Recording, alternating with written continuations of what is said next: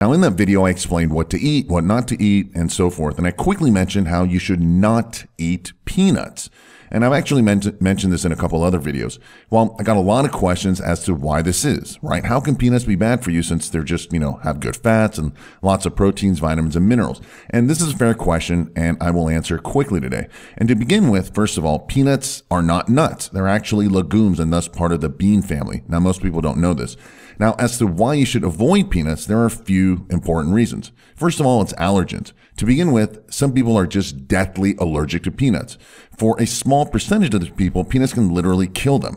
Of course, the majority of people aren't as allergic to peanuts, but if you ate enough of them long enough, the allergens start to build up and you will have allergic reactions, even if they're mild and subtle. Obviously, it won't kill you, but it also won't improve your health either. The next thing is that people will say how peanuts are just, healthy foods because it has carbs and proteins and fats. But the protein doesn't contain all the essential amino acids. And the next problem is the fat content. It's fairly high in omega-6 fats and linoleic acid. Now, the omega-6 fats cause inflammation in many diseases, such as heart disease, diabetes, high blood pressure, fat gain, cancer, autoimmune disease, and so forth. They also compete with the healthy omega-3 fats, which is obviously not what you want.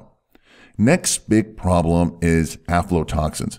Now, most people don't know, but peanuts actually grow underground where they tend to be colonized by a fungus called Aspergillus, a source of aflatoxins, which are toxic and just highly carcinogenic and basically cancer causing. Now, humans are actually fairly resistant to this acute short-term effects of aflatoxins, but unfortunately, continued exposure does cause a buildup. Additionally, fungus tends to just grow on its own, and thus even if you stop eating peanuts, the fungus continues to grow inside of you and over time can become toxic. Now, studies in human link aflatoxin exposure to liver cancer, stunted growth in children, and also mental retardation. Now, this is very important for all the parents giving your kids peanut butter daily, and I suggest you stop that. I'll give you alternatives to this in a minute.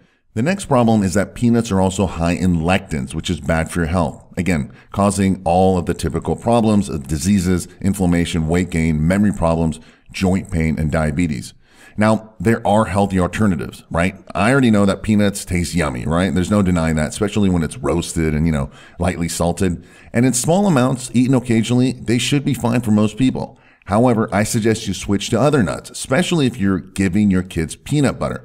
Instead, eat almond butter or walnut butter or hazelnut butter. These are much healthier nuts and still taste great.